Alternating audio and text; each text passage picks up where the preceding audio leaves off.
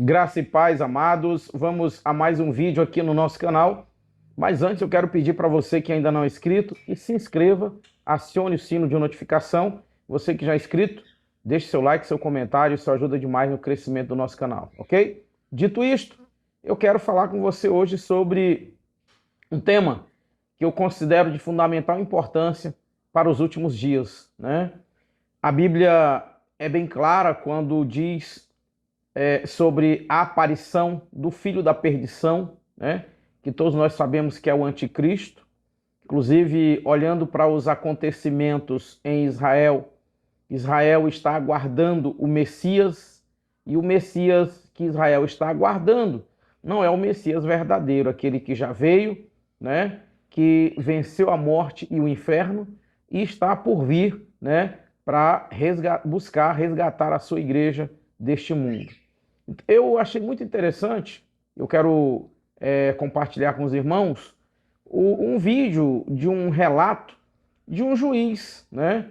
Um irmão em Cristo, que é juiz, né? Walter Lee Porto. E ele teve um sonho, e eu achei muito interessante, e eu decidi compartilhar com vocês. Então, assista comigo, e aí eu vou estar trazendo as minhas considerações sobre o assunto. Vamos lá. Especial que deve aparecer muito breve na Terra. Aliás, ele está na Terra, né? Ele deve aparecer no cenário político internacional. E nós hoje vamos desenvolver um pouco mais. Mas na última quinta-feira, quando eu ministrava, eu fiquei então de contar aos irmãos e mostrar alguma coisa, e vamos fazer isso agora. Eu não estava pregando, não estava pensando em escatologia, anticristo, nada disso. Eu tive um sonho, mas de uma clareza, assim, todos os detalhes. E como eu disse, eu não estava pensando e nem ministrando sobre esse assunto. Nesse sonho eu estava na cidade de Curitiba, bem no centro da cidade, de frente de um prédio que eu conheço, que é uma repartição pública importante do governo do estado. E eu entrei naquele prédio, e quando eu entrei no prédio, o prédio não era mais uma repartição pública, era um bar, daquele bar estilo americano, com aquele balcão comprido, longo, e era um tipo de lanchonete, umas mesas, e lá no fundo havia um prostíbulo. E quando eu entrei naquele lugar, a minha atenção se chamou para o fundo. Achei isso muito interessante, irmãos. Elas me viram, aquelas mulheres, e começaram a gritar, a clamar, dizendo: ajuda-nos a sair daqui, nos ajude a sair daqui. E eu fui até aquele lugar, mas... Irmãos, eu pausei aqui só para comentar algo interessante que o juiz falou logo no início. Ele falou sobre a aparição do anticristo relacionado à política internacional. É exatamente o que eu acredito. O anticristo, ele vai surgir do cenário político, né? E ele também vai se utilizar, né, da religião.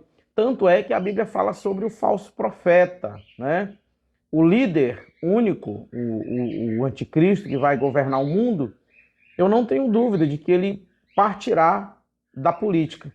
E uma coisa que eu acho interessante, né, é que nós temos visto, né, no cenário mundial, né, a política tendo algumas mudanças. Por exemplo, aqui na América do Sul, nós já presenciamos, né, a direita ganhando em vários países, desbancando assim a esquerda. Eu tenho um pensamento, irmãos, de que o anticristo ele surgirá exatamente dessa vertente.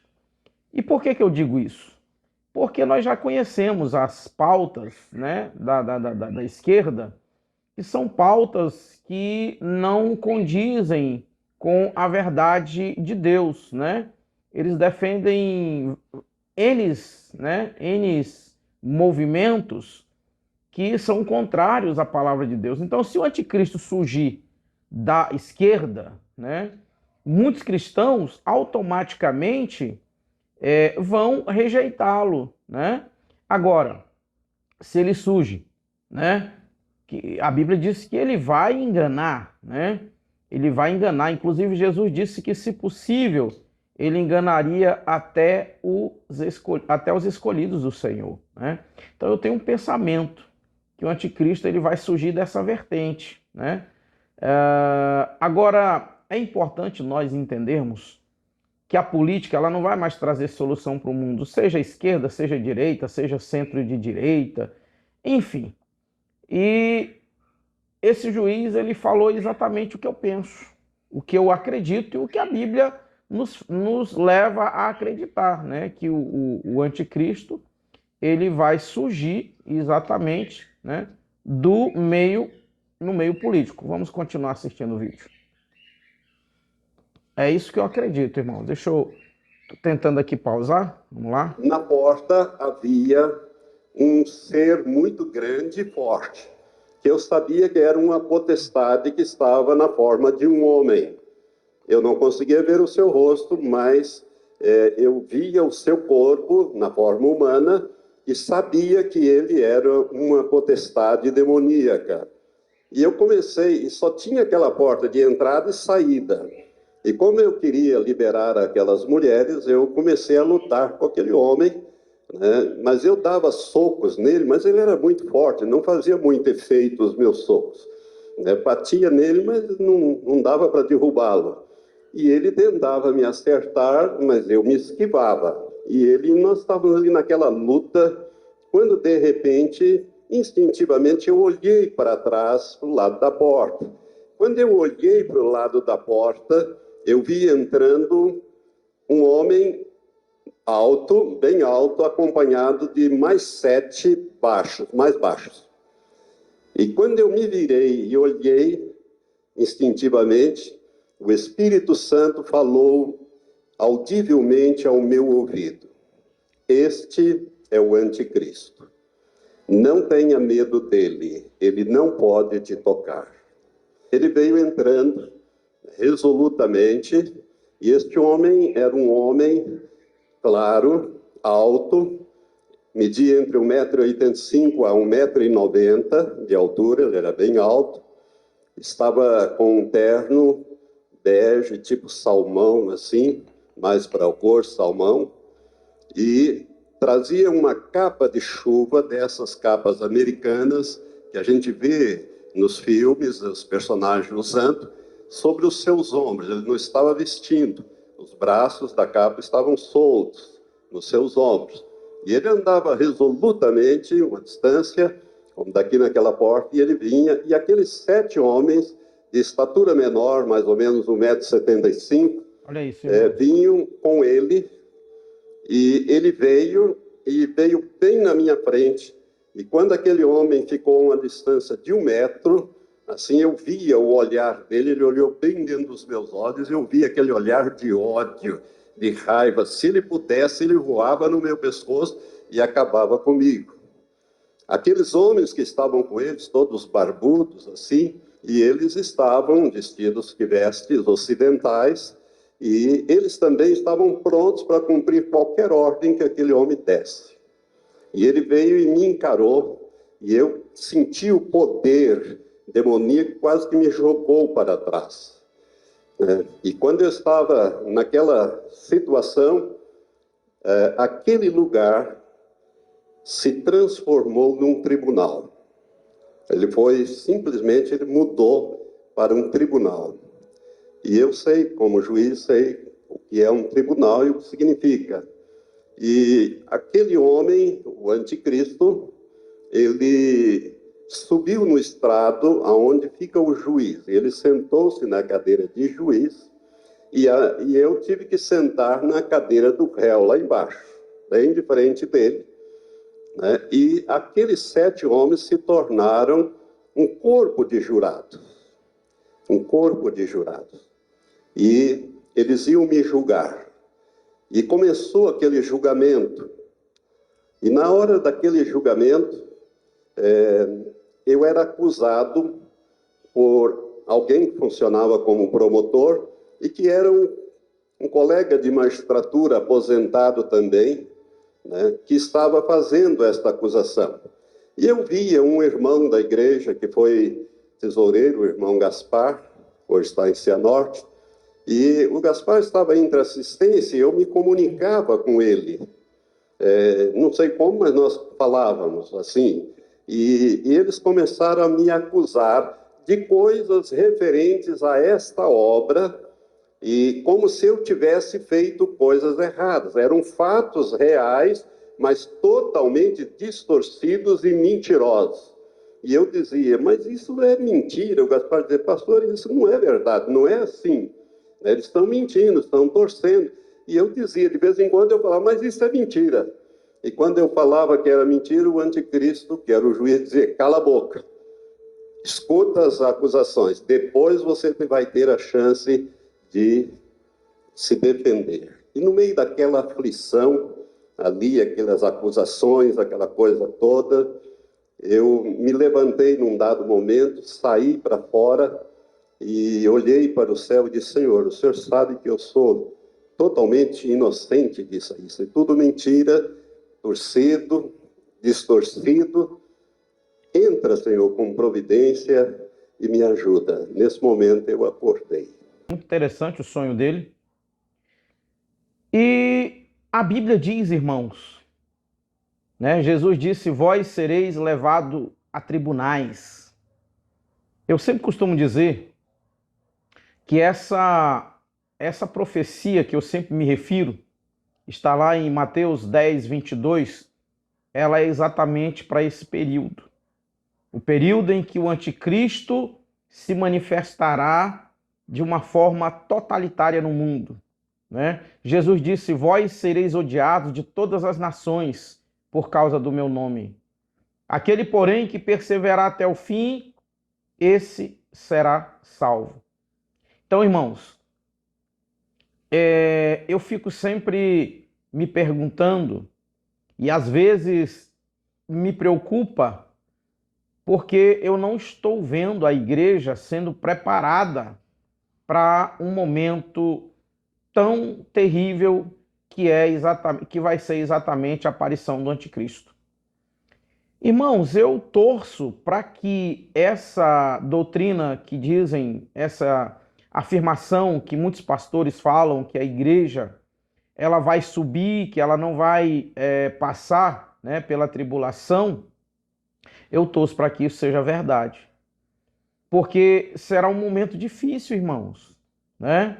Muitos dizem assim, mas Jesus não vai permitir a noiva sofrer, porque que noivo seria esse? Mas aí, ao mesmo tempo, eu me faço a pergunta, irmãos. Pedro não era discípulo de Cristo? João não era discípulo de Cristo? Mateus não era discípulo de Cristo? E se você olhar como os discípulos do Senhor foram mortos, Mateus, por exemplo, ele foi arrastado, né? Ele foi arrastado até a morte.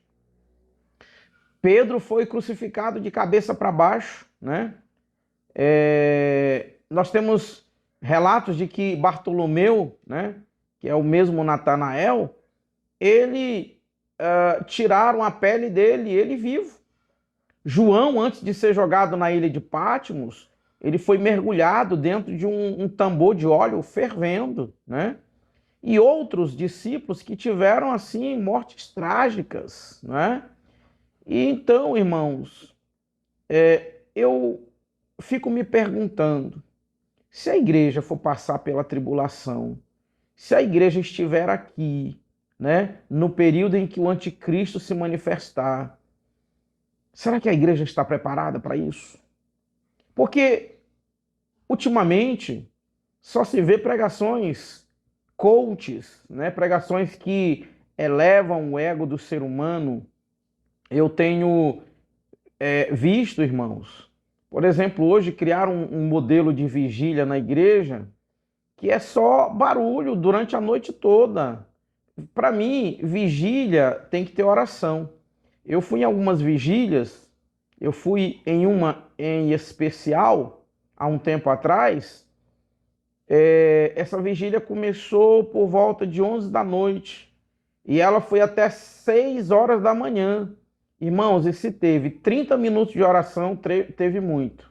Eu estou exagerando, viu? Já estou exagerando. Então, a igreja hoje, irmãos, ela não está sendo preparada para momentos como esses. A Bíblia diz lá em Apocalipse, capítulo 13, versículo 7, que o anticristo, ele vai fazer guerra e vai vencer os santos. E há quem diga que esses santos são os israelitas, né? E eu confesso, sou humilde o suficiente para admitir que eu não entendo muito de escatologia, não entendo muito, né, não tenho um conhecimento profundo acerca desse assunto. Porém, me preocupa muito o fato da igreja não ser preparada, né? E vamos imaginar o seguinte: e se a igreja for passar a tribulação, se a igreja estiver aqui, lá em 2 Tessalonicenses, capítulo 2, o apóstolo Paulo diz que o anticristo ele vai se manifestar e ele vai, irmão, se sentar no trono, se fazendo Deus, né? E o apóstolo Paulo fala que a vinda de Cristo, né? A vinda de Cristo será após a manifestação do iníquo, né? Quem é esse? O filho da perdição. Quem é? O anticristo, né? Então, eu fico analisando pessoas que estão preocupadas em edificar reinos aqui nesse mundo, patrimônios, né? Pessoas que estão preocupadas com cargos. Eu nunca esqueço do sonho que eu tive, e eu já relatei algumas vezes, em 2012, aonde o Senhor me mostrava em um sonho, né? Eu estava em um lugar e eu ouvi uma voz ecoar no ar que dizia: o reino do anticristo começa agora, a tribulação começa hoje. E o homem me tomava pela mão, me levava a um lugar e dizia: filho, o que eu vou lhe contar aqui, você vai proclamar e você vai dizer aonde você for. Ele disse: olha, no país onde você mora há uma liberdade. As pessoas podem ouvir, falar da palavra do Senhor em qualquer momento e a qualquer hora. Porém, esta liberdade é falsa e ela está prestes a ser tirada. Isso foi em 2012, irmãos, quando eu disputei a última eleição para vereador, em 2012. E nós estamos vendo hoje, né, a liberdade sendo tirada a cada momento, hoje nós não temos mais aquele direito, né, de falar o que nós pensamos, de expressar aquilo que nós acreditamos. Nós temos que pisar em ovos. Essa é a verdade, né? Essa é a verdade. Então eu estou vendo que o sonho que eu tive, ele se cumpre, está se cumprindo a cada dia, né? E eu vejo que a igreja, ela não está preparada, né? O anticristo, irmãos, ele está para se manifestar no mundo. Eu tenho uma ideia, né, de que o Donald Trump, ele não é o anticristo, porém ele é uma espécie de alguém que está preparando, né, como se fosse um João Batista, né? A Bíblia diz que João Batista ele foi o precursor do ministério de Cristo, né? E eu penso que o Donald Trump, ele é exatamente alguém que está preparando o caminho para o anticristo, né? Eu vejo ele se envolvendo em conflitos, eu vejo ele tentando resolver problemas, né, de outras nações. Eu vejo ele exatamente com o papel, com alguém, né, que está exatamente preparando o caminho para que o anticristo possa se manifestar. Por quê? Eu vi aqui um vídeo um tempo desse, porque eu não era para eu ter salvo para eu reagir, mas eu terminei não salvando. Mas eu vi um vídeo onde o Donald Trump chamou o Vladimir Putin da Rússia de amigo. Eu vi um vídeo dele chamando o Xi Jinping lá da China de amigo, né? E quando nós olhamos para o cenário nacional, para o cenário mundial, o que é mostrado para nós? O que é ensinado para nós? que eles são, digamos assim, uma espécie de adversários políticos, né?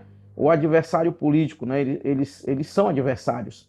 Mas, na verdade, irmão, na verdade, eu sempre costumo dizer isso, que a política, ela não vai trazer solução para o mundo. O próprio Jesus disse, o mundo jaz no maligno, irmãos. Hoje, as pessoas idolatram, né? Idolatram políticos, né? Eu fico muito triste porque aqui no Brasil, nós, cristãos, ganhamos um rótulo que não deve ser um rótulo de alguém que serve a Cristo, né? Eu não sou contra, e até porque eu sou cidadão e eu também vou e exerço o meu papel, né, nas urnas, votando. E eu deixo bem claro, né? Eu deixo bem claro que eu não voto na esquerda, né? Mas eu também, irmão, eu sou realista, eu sou realista. Por que eu não voto na esquerda? Por causa das pautas que eles defendem que não condizem com a palavra de Deus. Porém, olhando para todo o cenário, olhando para o que a Bíblia diz, que, se possível, o anticristo enganaria até os escolhidos, né? Eu não tenho dúvida de que ele vai surgir, né, do viés, né, ali da direita. Eu não tenho dúvida disso. Por quê? Como eu disse no início do vídeo, se ele vier da esquerda, meu irmão, automaticamente ele será rejeitado pelos cristãos, né? Porque nós conhecemos as pautas, né, que a esquerda defende e que são pautas que cristão de verdade não pode concordar. Enfim. Então, irmãos, nos preparemos, né? Eu penso que nós precisamos, nos últimos dias, de duas coisas: sabedoria e discernimento. Eu vou acrescentar a terceira: sabedoria, discernimento e prudência. Nós precisamos para viver os últimos tempos que temos na Terra, né? Então, cada vez que eu vejo algo desse tipo, uma revelação, um sonho, uma visão, eu só me traz assim a certeza, né, de que está muito próximo do anticristo se manifestar no mundo, né? E nós precisamos estar preparados, irmãos. Uma coisa eu sei: escapar do anticristo sem a ajuda de Deus vai ser impossível se nós de fato estivermos aqui quando ele se manifestar. Eu particularmente acredito que estaremos. Eu particularmente acredito que a igreja ela vai terminar exatamente como ela começou. Como foi que a igreja começou, irmãos? Embaixo de perseguição. E eu acredito que ela também vai terminar embaixo de perseguição. Mas há uma esperança para nós, né? O apóstolo Paulo diz lá em 2 Tessalonicenses capítulo 4, que quando Jesus voltar, né, os mortos ressuscitarão em Cristo e os vivos serão transformados. E para encerrar, irmãos, eu quero te convidar a fazer uma reflexão. Jesus disse assim, ó: bem-aventurado aqueles que fizerem parte da primeira ressurreição. Ponto.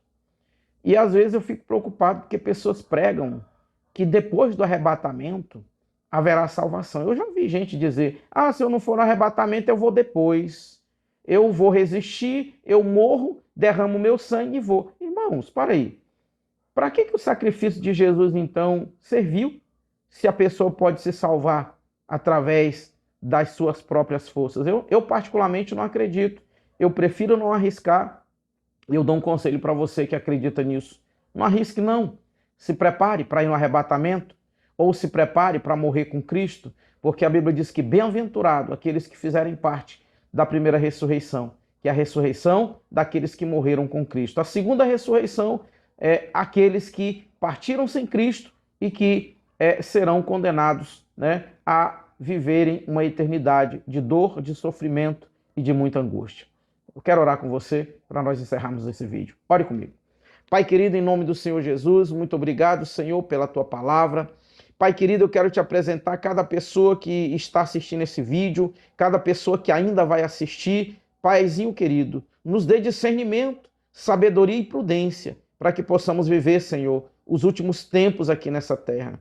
Pai querido, dá força, Senhor, à tua igreja, desperta o teu povo, desperta, Senhor, a tua noiva. Pai querido, em nome do Senhor Jesus, nós te glorificamos e te exaltamos, em nome de Jesus. Queridos, um grande abraço e até o próximo vídeo, em nome do Senhor Jesus.